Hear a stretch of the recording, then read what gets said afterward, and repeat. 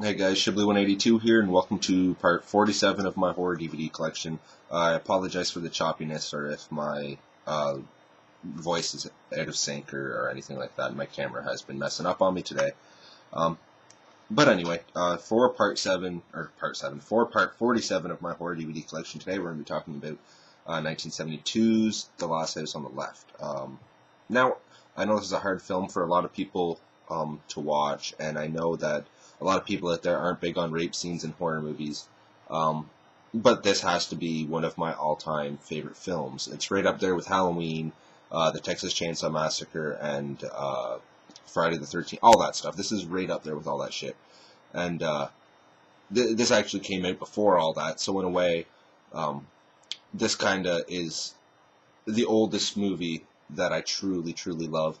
And I know I'm forgetting Psycho and all that, but Psycho isn't one of my all-time favorites. It is a great film, don't get me wrong, but it just doesn't fall into like my top five or anything like Last House on the Left does. So anyway, with saying all that, like I said, it came out in 1972, and it was directed by Wes Craven, written and directed by Wes Craven, sorry. Stars Sandra Cassell as Mary Collingwood, Phyllis Stone, I believe her name is. Oh, Phyllis Stone, that's the character. Lucy Grantham plays Phyllis Stone. David Hess plays Krug. Jermaine Rain plays Sadie. Marc Sheffler as Junior. And Fred Lincoln, I believe, plays Weasel. I'm not sure 100% on that last guy, but I think that's his name. But anyway, the basic storyline of this movie is you have young Mary Collingwood, who's going to meet her friend Phyllis to go to a rock concert or whatever.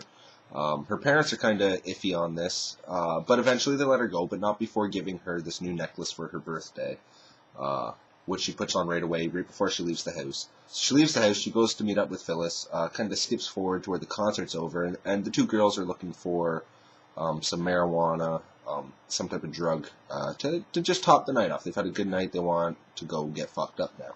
So that's where they run into Junior, who's played by Marc Sheffler. Junior is the son of Krug, who is the leader of these thieves slash murderous thugs, gang members. I don't know what you want to call them. They're not really gang members, but they're thugs, they're criminals, they're murderers, they're rapists, they're thieves. And Junior takes them inside this house where Krug and Weasel and Sadie are all inside. And this is when shit kind of hits the fan. They punch one of the girls in the stomach. They kidnap them, take them out to the woods, where they just brutalize these girls. Sorry guys. Krug just viciously rapes Mary, ends up carving his name into her chest. Junior really is the only member of this clan that you have any sympathy for, just because he seems a little slow. His dad's got him addicted to heroin. But yeah, I just wanted to say that and get that out of the way. That the whole time this is all going on, Junior's really the only one who's not having his way with these girls. Fred's doing what he wants, Sadie's doing what she wants, and Krug is especially doing what he wants. He's raping Mary, he's drooling all over her face with which is just absolutely disgusting. That scene makes me my stomach turn every time, and that may be one of the things about this movie that I like so much, is I don't get scared, I don't feel uneasy that easy. So when a movie makes me feel uneasy and makes me feel bad for that character that's going through what she's going through in this movie, it attracts me to it and it sticks out to me. So that's probably one of the reasons why I love this movie so much. So anyway, after raping Mary and killing Phyllis, Phyllis tries to run away.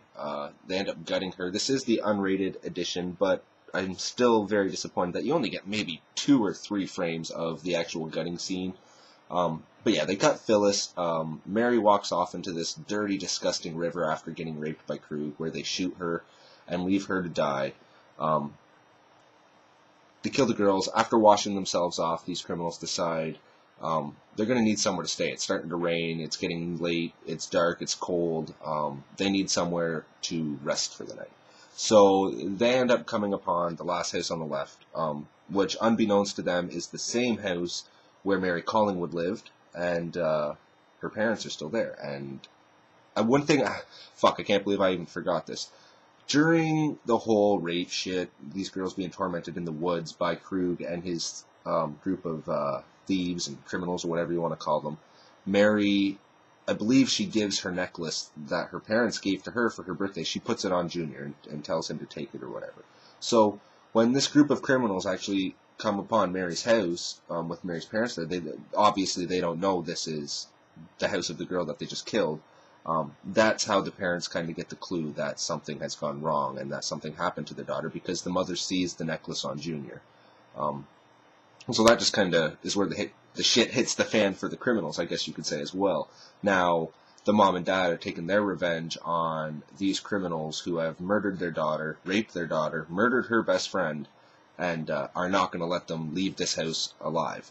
Now, there is a deleted scene that I have seen, and I believe it's on the special features on here, where Mary's parents, played by Gaylord St. James, I believe his name is, and Cynthia Carr, Dr. John Collingwood and Estelle Collingwood, they end up finding her body.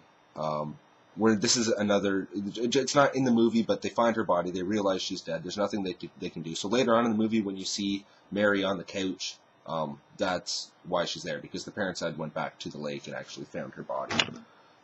So yeah, if you haven't seen Last House on the Left, definitely pick it up. It is an amazing film. It's better than the remake. The remake is good, don't get me wrong. I love the remake as well, but that could just be because I'm a huge Wes Craven fan, and I do absolutely love this original.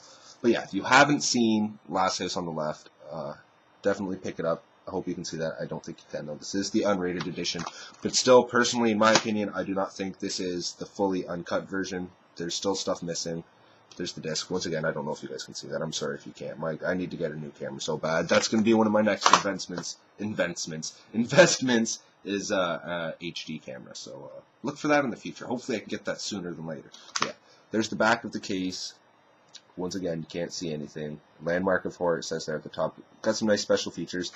Got an R rating for violence and language here in Canada, but obviously in the States you do have, once again, you can't see that, but right there it says unrated. And over here, rated R in Canada, because we don't have unrated shit here. Most unrated shit's just got an R rating here for some reason. We're so lenient when it comes to gore and stuff like that up here in Canada. But anyway, special features, you got audio commentary with David Hess, Marc Sheffler, and Fred Lincoln. Still Standing, The Legacy of the Last House on the Left, featurette with Wes Craven. Celluloid Crime of the Century documentary, Scoring the Last House on the Left, featurette. Tales That Will Tear Your Heart Out, an unfinished short film by Wes Craven. Deleted scenes and never before seen footage. So pick it up. One of my all-time favorites. If you have a weak stomach and you don't like rape scenes, I wouldn't recommend it. Or you could just skip over that whole scene and go right to the second and third act, maybe where the parents are getting their revenge, and you'll still enjoy yourself. So yeah. If you haven't seen it, watch it. I absolutely love it. Stay tuned for my next video. Probably going to go back into the Blu-rays again, do my horror Blu-ray collection part 2. I'm not sure if I'm going to do American Psycho or Cabin Fever or Friday the 13th or Scream. But I'm going to do something, and all you guys have a great day, and I will talk to you later.